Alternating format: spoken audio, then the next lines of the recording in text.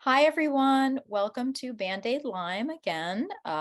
Today we are here again with Dr. James Schaller out of Naples, Florida. He is a Lyme literate physician, and we are going to now talk about Bartonella. Bartonella is such a hot topic. There's so many things to say about it. There's new advances in Bartonella research and treatment options. And today we're going to talk a little bit about that with Dr. Schaller. And thank you, Dr. Schaller, for being with us again. And we My honor, always Valerie. Always fun to talk with you. always happy to have you and host your information and what you have to offer the audience because so many people need this information. So, Bartonella. Well, do you think Bartonella is an underestimated infection, Dr. Schaller, in your experience with your patients? Absolutely. It's only been in recent years that we've even identified like Bartonella henselae, which is one of the most common ones and most commonly researched ones. Uh, it's kind of shocking to realize that that wasn't that many years ago. So this is definitely an emerging infection that has impact for all kinds of things, marriages and psychiatry and psychology and neurology and divorces and people in jail. Uh, it's huge. And it's shocking that it seems like every 10 years, the number of species doubles. I think we're up to 45 now. And one researcher I heard, I believe, said 22 can infect humans. But I'm not going to mention his name because I can't find that reference, even though I know he said it, because it Wow. got my attention. Wow. Mhm. So, so when I know we've referenced this before, but when someone says Lyme disease, it's like a catch-all phrase for all the tick-borne infections, but the seriousness of Bartonella really should be noted. And um, one of your colleagues, Dr. Robert Mosaieni, who is a Bartonella, he's sort of a specialist in Bartonella treatment, and he's the former president of ILADS. Um, he really does, from what I've read, he really believes that Bartonella is just as serious, if not more serious, than Lyme disease itself. What is your opinion on that, Dr. Schaller? Well, I think he's a gift to the world. I think Dr. Mosian is brilliant. I've digested every Twitch word comment he's made about 10 times. Uh, I would say he and Ed Bryceworts, who I always mispronounce that, who's the medical director of Galaxy Labs, they probably have helped me the most in recent years. I had started by writing 2 books on Bartonella a number of years ago. There was nothing out, and nobody was really publishing anything that I could find. And they were terrible books. So the worst books I've ever written. I wrote great Babesia books and a great herbal book and a biofilm book #1 on Amazon, but these were poor. So what I'm doing now is I'm trying to rectify that by writing a book on Bartonella that's very cutting edge Okay. and certainly uses everything these 2 fine gentlemen have shared. And you thank them on the front page of the book, I noted, and I think that's very nice. And because really it takes a team of doctors and scientists to really approach this because there's so many angles to it. So Mhm. I know Ed notoriously has worked more in the veterinary world on animals research and that type of thing, but there's so, I mean, it relates to humans as well. So Well, he works with a lot of vets, And then a lot of families, human families, send samples to him. So Ed seems to have his foot in the dogs, horses, and cats and human. I think he's straddling that a little bit. Better him than me. I could never figure out how to treat a cat. Well, thanks, Ed, out there, wherever you are. Thank you. That's right. Thanks, Dr. Mosiani. We love you both. That's Uh, right. We do. do indeed. So let's talk about examples of Bartonella symptoms that you give in the book. Well, because Bartonella is in or around red blood cells, which go everywhere in the body, and then they go on the walls of even the most tiny blood vessels that are thinner than a hair. And then, as Dr. Mosiani helpfully showed, that there's another set of tubes in the body called the lymphatics, and Bartonella is in there too. So I think briefly, Bartonella can cause everything, but some samples would be brain fog, depression, panic, insomnia, schizophrenia, psychosis, aggression, impulse control disorder, heart valve damage, ulcerations on the skin. So in people that feel they have Morgellons and these weird fibers or lesions, certainly Lyme is probably part of that, but also Bartonella. And that's one thing in my Bartonella book that wasn't totally worthless. I show those kind of lesions. And fatigue, joint issues, muscle pain, muscle spasm. And there's one thing that everybody quotes. It's just very funny to me.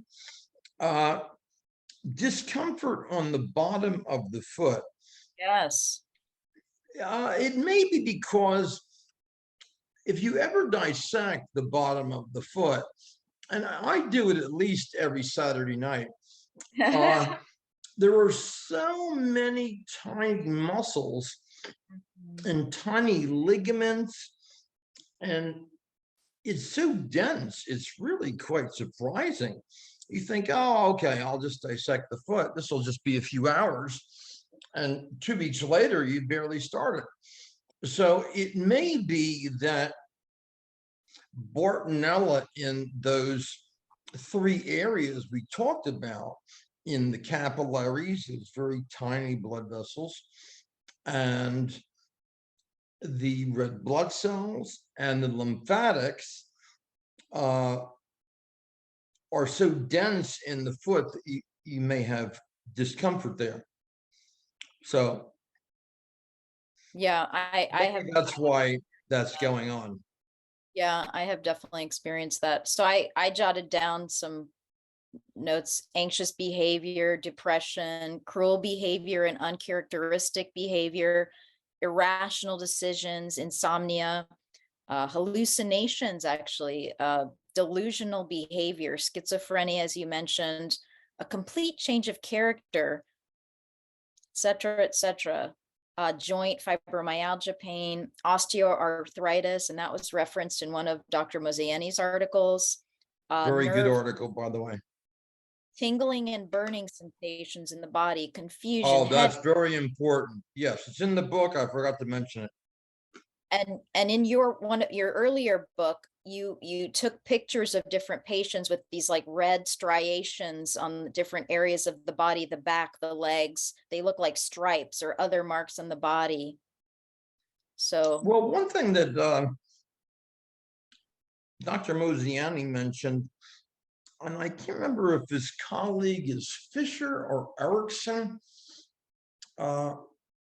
but she did, oh, that's terrible because she does such great work. Uh, but she did biopsies of the stria, which some people call stretch marks. They're probably better called stria. And Bartonella was right there. Wow. He was right there. Do those So marks go away with treatment, or they just? uh, my experience is sometimes, but usually it's partial. Mhm. And sometimes I'm not sure it did go away, even though all the symptoms are gone Okay. and the labs look very good. So I Okay. think, like in my Bartonella first two books, I showed like fatty deposits, like on an ankle where it kind of sticks out. It's not edema, it's not fluid. It's actually a collection of fat, like out of nowhere, just sticking out. I don't think that goes away. Wow. Yeah, and I've had patients with that, and I think I've treated them successfully for Bartonella, and that didn't go away. I've seen that on patients as well, even with the lymph on someone's back, and it was very enlarged, and it just turned into like a fatty mass that actually had to be removed by an operation, surgically removed. So, and this person had all the tick-borne infections, including Bartonella and all of Now, these one of other. my concerns with these list of problems is uh, I do have a checklist book that I've mentioned earlier on my website that covers Bartonella. And this new book, which I'm going to hope is going to be out in about 9 weeks, that will add many more. But doctors outside of this group of doctors that are very interested in Bartonella, uh, they think, well, you always have to have an enlarged lymph node. Well, if you have an enlarged lymph node, that's very suspicious for Bartonella, but it's very, very rare. And if you're looking for lymph nodes as a way to diagnose Bartonella, you know nothing about Bartonella. Mhm. And oh, it always attacks blood vessels, it always attacks the valves of the heart. It can, and that's not a joke, but and may affect the eye a couple of ways. Well, it affects the eye quite a number of ways. Right. So, basically every organ can be impacted 20 ways, except for the brain, probably 80 ways. Wow, that is hugely significant. Hugely significant. Hugely significant. Um, okay. So now we know what food does Bartonella eat? What food does Bartonella like in the body? How does it survive?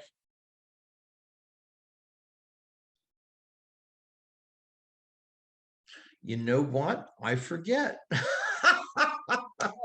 Well, I'll help you answer that question. I know it likes carbohydrates, something that we chatted in one of our other discussions. And Mhm.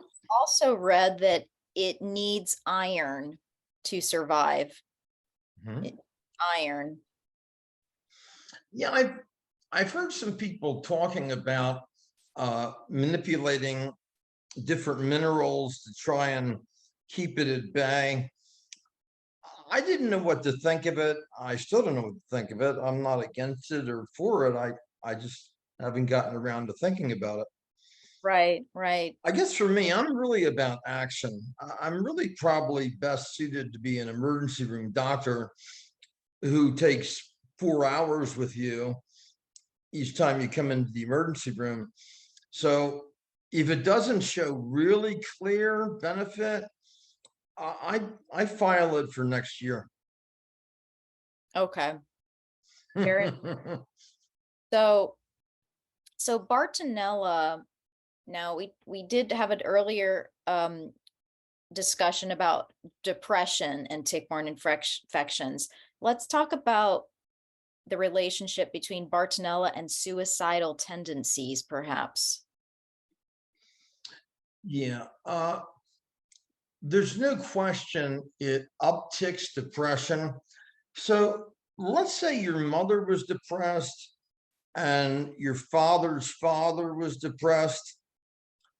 Uh, so you may be genetically a bit vulnerable, and they're not checking your thyroid appropriately. They're just checking a TSH, which isn't going to really show you what the free T3, the actual thyroid that does something, which should be over 3.6. So you've got a hormone thing, you got a genetic thing, and now you have Bartonella on top of that. Well, you're going to be more likely to be depressed, and you're more likely to be agitated and Mm. depressed. Well, agitation is a suicide maker.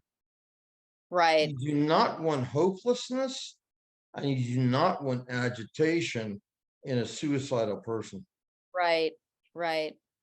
I've I've witnessed this, unfortunately, this type of behavior in patients who had severe Bartonella problems and other tick-borne infections.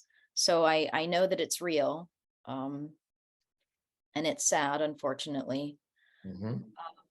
So, what about other ways that Bartonella can affect someone's life, such as relationships, divorce, erratic behavior, erratic thinking? Well, one of the things we mentioned in a past video was it's not rare for me to have to say to a spouse, do you want to divorce the infection or do you want to divorce the person? Because right now, this person that was totally fine till they were 45 and went out hunting, or you rescued a stray cat that flees. Uh, this is not who you married. This is something very different. And sometimes people listen to that because I have the lab to show them, and sometimes they don't. And then years later, the person's back to themselves, and that's unfortunate. Uh, I kind of lost my train of thought. Well, so we were just talking about other ways Bartonella can affect someone's life. Well, I believe it can be passed through the womb, and uh, I also believe it can undermine your cognition. So at work and school, that may be more labored because you have bacteria in your head, Right. in the blood vessels of your head, lining the blood vessels of your head, etc. So it's going to affect cognition and how you're doing in school and how you're doing at your job. Okay. And so maybe let's reference where Bartonella can be found and how one can be exposed to it. Some of the different ways that one may be exposed to Bartonella. Well, there's a debate about whether you can get it from ticks, and I respect those that feel that maybe you can't. I've just had some people that they've never seen a cat, they hate cats, they don't even look at cats, they've never had a dog, there's no fleas anywhere, there's no insects anywhere around them, but they did get a tick bite 3 years ago. Hmm. So I lean a little bit more towards ticks can carry it, although I don't insult people that disagree with me. Hmm. And certainly lice can carry it. And then in one of the world wars, I believe was the first, I believe they were louse. that were in the trenches, Mhm. and mites Mm, and mosquitoes, right. biting flies, biting spiders. And my suspicion is any insect that can bite you might be considered a carrier, Right. even if it hasn't been published yet. Right. So if somebody said, this insect bit me, and 4 months later they start having symptoms, I would think about it. Right. I when I was in Germany, I the treatment, I stayed at a clinic, Clinique St. George, and Dr. Frederic Dowis was the founder and director of that particular clinic. And I remember he gave a lecture one day to all the Lyme patients there, and he noted, perhaps in his research or research that was gathered from other uh, doctors and other researchers, that these tick-borne infections can be sexually transmitted, congenitally transmitted, as you've noted, Dr. Schaller, ticks, fleas, biting flies, biting spiders, pubic crabs, lice, mites, anything that bites, as you've noted, even biting ants, for goodness sakes, in Florida. So um, there are many ways. Fleas are a huge thing. Bed bugs, that's another big one that people really underestimate. And, you know, I don't really go to hotels anymore, I have to say. And if I do, I bring my air mattress and I sleep on the floor, and I make sure the hotel has a hard wooden floor. And that might be crazy, but look, I've known people who are bitten by bed bugs um, in very five-star hotels.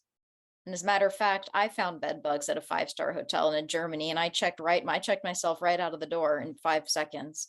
So these are really serious things that the general public really just wouldn't even consider. It's not something, Yes.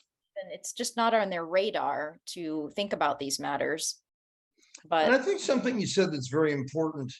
Uh, in correspondence with Dr. Ed Brushwitz, one of the things I asked him about was pets, like dogs and cats. And it seemed the thing he felt was most important was how much flea contact that cat or dog had. The the playing in the mouth, I don't think he felt that was really a common mode of transmission. I think he felt that was the issue was fleas. And from other things he's written, I think he's a very strong proponent of things that kill fleas on your pets mhm, so they don't become Bartonella right. One other thing that should, beasts.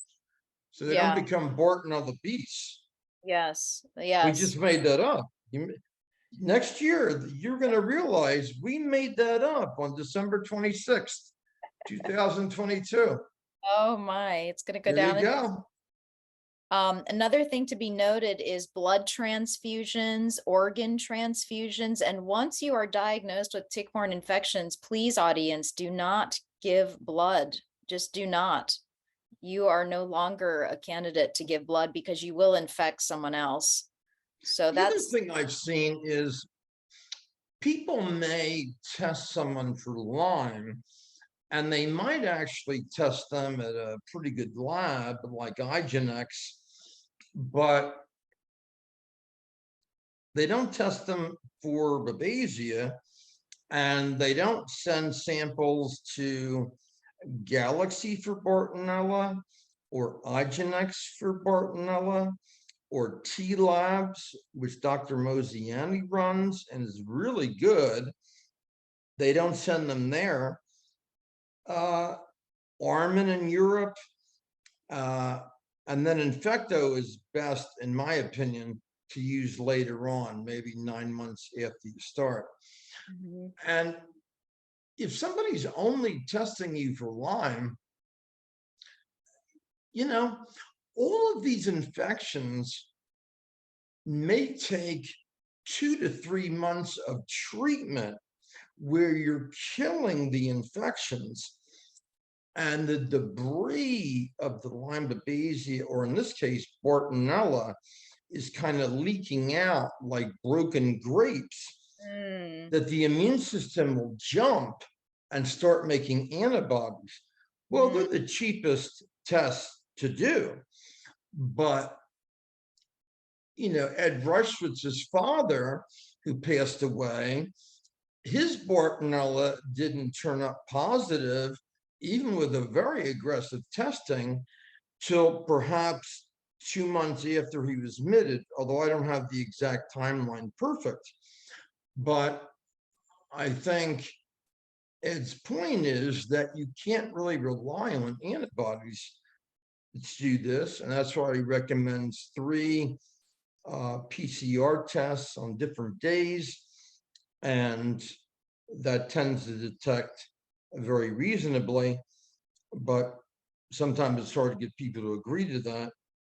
And one thing I'd like to make as a note on that, one of my Lyme literate friends, I'll say, gave me a piece of advice. And this person told me, get a deep tissue massage, a deep tissue, very aggressive massage before a blood test for tick-borne infections, because the infections, such as Bartonella, are nestled deep into the tissues and the blood vessels, etc. And so when you're massaging, giving such a deep tissue massage, they'll be more prevalent in the blood sample. And I've in fact found that to be true with my blood tests. I'll get a more accurate read on what my infections actually are. And I've taken that advice. I didn't know any of this before Lyme, but now I do. So that's Well, one of I my tell people to, if they're tight on the massage, just to run into the wall about 8, 9, maybe even 10 times. That'll loosen some things and get them into the bloodstream. But actually, you make me remember something that Dr. Mosiani said. He really likes rifabutin after rifampin, and his argument is that the penetration into deeper tissue is better into Mm, areas where the Bartonella may be hard to reach for the rifampin. And I think that's a very good example, and it's consistent with what I've seen. okay. So, okay, moving on. Where does Bartonella hide in the body? Everywhere, Everywhere. everywhere. And in biofilms, correct, Dr. Schaller? Absolutely. Uh, there's a couple people that want it to be called something else other than a biofilm, but uh, I think it's a biofilm, and that's what I would call Okay. And what are some sample Bartonella treatment approaches? it. Well, I don't believe doxycycline is very good at all unless you just were infected. Uh, Ed Brycewood's made a very funny comment in 2014 that I asked him, do you stand by this? And he said, actually, I do, with that qualification that it's can be useful in an acute setting, that you could drown a horse or a Mm, man or whatever in a vat of doxycycline and it wouldn't do anything. Now, my vague recollection is that partially came from him watching veterinarians who had Bartonella be treated for quite a long time with doxycycline with no benefit. mm. Uh, I So, think the work by Zhang at Hopkins has been very helpful in showing that rifampin is useful. And then I would say indirectly, that's kind of related to rifabutin. So I think that may be why Dr. Mosiani's use of rifabutin makes sense. And then also methylene blue, Mhm. which is a very old medication. It was an old malaria medication. I don't know, it's maybe been around 100 years. And I use that very aggressively. I get it from Crips, Mhm. Kripps in Canada. Just put Crips Pharmacy, they come right up. Your doctor can fax an order and you can set up an account, and that'll be cheaper than the places that I know that dispense methylene blue in the United States. And I go as high as 250 without sweating it. Looking right now at higher doses, but I don't have an opinion. But that'll be in my Bartonella book, the max methylene blue. So those approaches that you've noted are prescription approaches. Now, what about solely using essential oils and herbal treatments for Bartonella? Are they as effective, and can they completely eradicate Bartonella from one's body without antibiotics? I don't think we know yet. My feeling is, if God gave you a right and a left hand, why cut one off? That just seems to be a little dramatic for my taste. Mhm. But I haven't cut my arm off in many years, so maybe I'm forgetting the joy of it. So I want every tool that I possibly can have. So some sample, hold on, sorry about that. Some sample herbs are cryptolepsis, which kills everything. And I lean towards a capsule because it tastes hard. And Japanese knotweed, preferably trans reversatrol. And in my herb book that should be out in 4 weeks, I list a brand that is escaping me right now. And then Chinese skullcap, and that's quite useful. If you're looking for a product that maybe combines a number of these, there's a product you can get off Amazon called Zen Men, Zenman. I think I mentioned it in a past talk we had. But in any event, there seems to be maybe 20, 30 herbs that actually work in this area. And Zenman has 12 of them, and at doses that are not a joke. So I have people take one twice a day and then two twice a day. I generally don't have anybody go above four, 3 times a day. Okay. But if you're wanting to use herbs to kill things, you're going to have to use aggressive dosing. Right. Right. And it I mean, if depends. we're talking about methylene blue at 250 milligrams, we certainly need to be talking about cryptolepsis and knotweed and skullcap at high doses. Right. Right. Right. Right. Okay. So essential oils and Oh, I herbals. didn't mention essential oils. The There'll be a large section on that in the Bartonella book. Uh, I lean a little bit more towards North American herb and spice. They have cinnamol, clovenol, and oregano. Now, so I've done my most research on that. I have noticed there's about 10 doctors and pharmacies. I think one is Hopkinson Pharmacy, I think in your state, maybe. It's a compounder and it's $95, but it has cinnamon, clove, and oregano. And if you add up the price of the three products I mentioned, it's about the same price. Now, Okay. I haven't compared them with potency. Mm. Uh, North American herb and spice are very potent. And I will offer a couple other products that are out there. For example, there's one that has oregano, clove and thyme oil. And the book will list about 10 articles that show thyme oil is really quite amazing as another essential oil. Oh, wow. Okay. I wasn't aware of that. Thyme oil. Yes. Oh, interesting. Well, I like thyme with my lamb. Thyme and Who garlic. knew?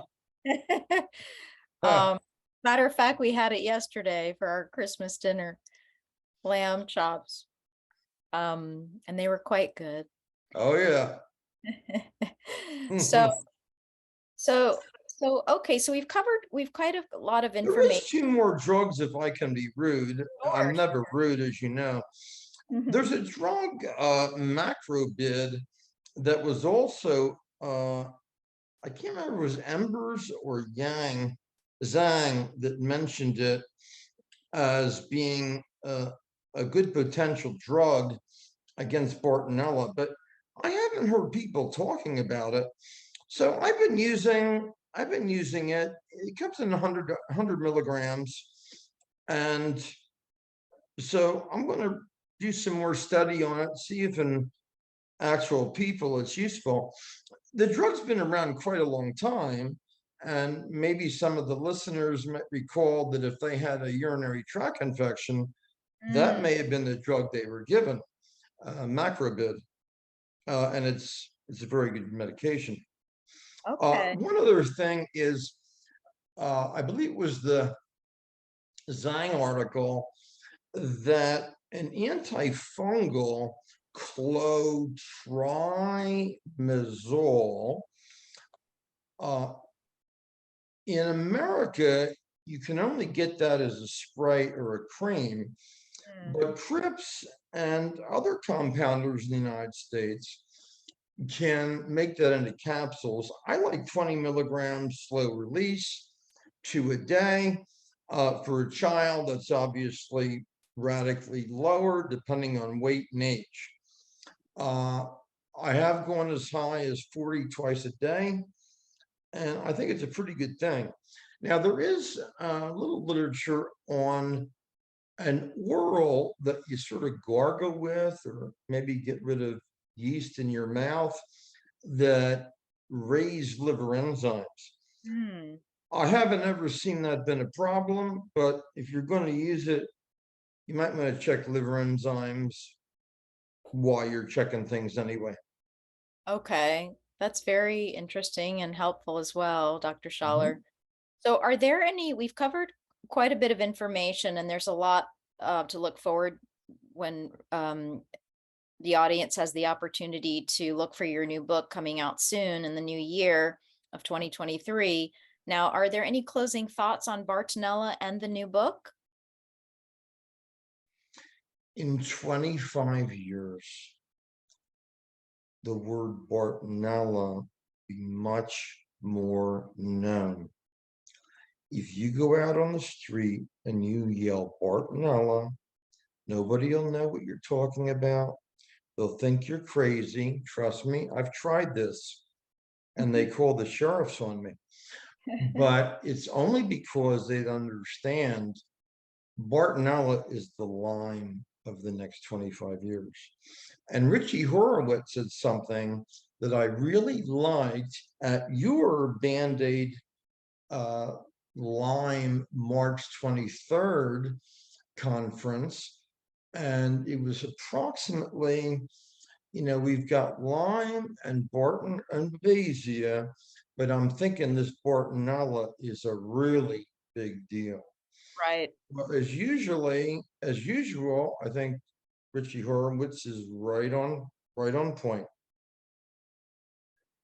Yeah, some people have referred to Bartonella as an Italian actress, which we know it is not true. She's evil, I have to say. I don't like Bartonella. But unfortunately, I've had to deal with her. So we won't say anything further negative about her because we want to leave the audience with a positive hope that Bartonella can be treated effectively using these various treatment options. And Dr. Schaller will be revealing more information in his upcoming book. And Dr. Schaller, we just thank you again. We can't thank you enough for being a dedicated physician, because they're really dedicated physicians are hard to find out there. And I thank all of my dedicated physicians that I've known, because being a dedicated physician is really it's a full-time job. It's not just I'm sure you wake up dreaming of things that have to do with treatment options, and you're always having these things on your mind. I mean, it's a full-time job, it's a lifestyle, and it's a calling. So God called you to Actually, the only things I wake up thinking about is asparagus and whether I should have cream spinach with dinner. Otherwise, I don't have any of these crazy nightmares you're describing.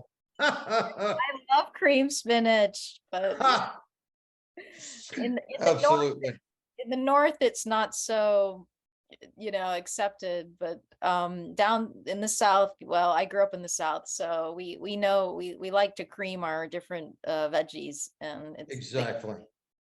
but note to the audience that they cause biofilm, so be careful there. But Dr. Schaller, thank you again for everything you've shared with us today. And we look forward to next month's discussion topics that will be coming out. We're not sure of what they're going to be yet, but I know Dr. Schaller has some ideas up his sleeve that we'll be working on. And we thank you again, Dr. Schaller, and we wish you a very happy holiday season with you and your family. And we look forward to your books coming out. And we just thank you for your time and devotion to us patients. And Wonderful to know you, Valerie. You're the cream of the crop. thank You're you, not Doctor. cream spinach, but you're the cream of the crop, a little bit above cream spinach. I'll take that. I'll take that. There you Thank you, Dr. go. Dollar. Have a wonderful evening. You too.